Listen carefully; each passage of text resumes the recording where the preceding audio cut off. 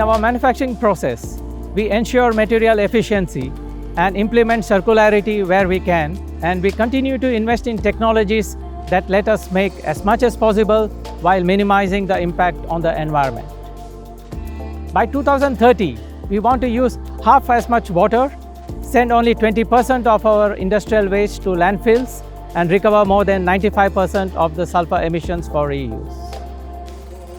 Our clean manufacturing strategy is based on the European Union's best available techniques, polymer BREF, and zero discharge of hazardous MMCF guidelines, which shape our day-to-day operations. By 2023 and 25, respectively, APR plans to meet all of the criteria in these best practice guidelines for its industry.